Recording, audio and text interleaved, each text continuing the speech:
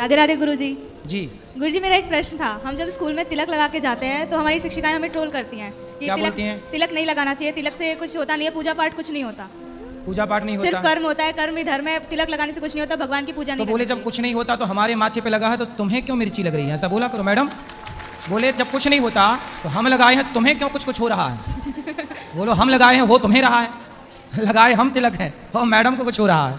पूछना मैडम से क्या हो रहा है तुम्हें।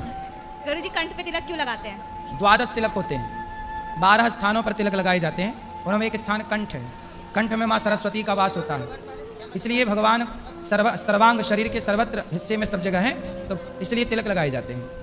गुरुजी जब हम अपने दोस्तों से बोलते हैं जीव हत्या पाप है, मांस मछली नहीं खाना चाहिए, तो हमसे ये बोलते हैं कि ऐसे तो पेड़ पौधों में भी लिविंग बींग्स हैं, वो भी उनमें भी जान होती है। तो बोले पेड़ पौधे थोड़ी खाते हैं, वो तो अनाज जब धान का पेड़ सूख जाता है तब उसका फल धान चावल के रूप में तब ना खाया जाता वो कहते हैं उसे भी तो तुम मार के ही खाते हो। नहीं बोले मार के क्यों खाते, वो तो अपने से भाई किसान खेत कब काटता है, फसल जब फसल पक जाती है, सूख जाती है, जब तक हरा होता है पौधा किसान नहीं काटता, जब पौधा सूख जाता है तब काटता है। तो वो प्रकृति ने अनाज हमारे लिए बनाया है तो हम अनाज खाएं। वो ऐसा कहते हैं, ऐसा किस शास्त्र में और कहाँ लिखा है? बोला लिखा है, पढ़ो शास्त्र के नाम चिल्लाने से होगा, बोलना अहिंसा ही परमो धर्म, ये लिखा कहते हैं, लेकिन वो नहीं मानते, कहते हैं शास्त्र में बोले ना माने तो चूल्हे में जा, बोले तुम अपने बाप को पका के खा जाओ, हमें क्या दिक्कत।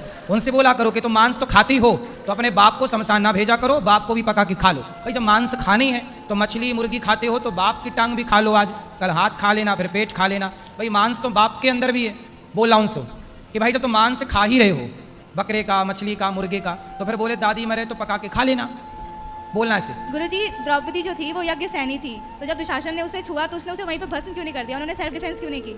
ऐसा है कि किसी को भस्म करने के लिए ना सारी तपस्या नष्ट करनी पड़ेगी। यदि मैं आपको श्राप दूं तो श्राप तो दे सकता हूं, लेकिन फिर मेरी सारी तपस्या जो जिंदगी भर की है वो समाप्त हो जाएगी, मैं जीरो पे आके खड़ा हो जाऊंगा।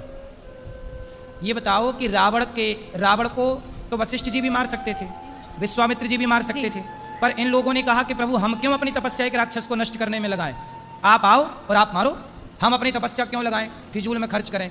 इसलिए द्रौपदी ने चाहती श्राप देने भी लगी, बाद में फिर रोका गया, सारी तपस्या नष्ट हो जाती है। इसलिए द्रौपदी ने कहा कि श्राप देने से इसे नष्ट करने से बेहतर है कि कृष्ण को बुला करके प्रहलाद बचाई जाए। बुलाया कृष्ण आए।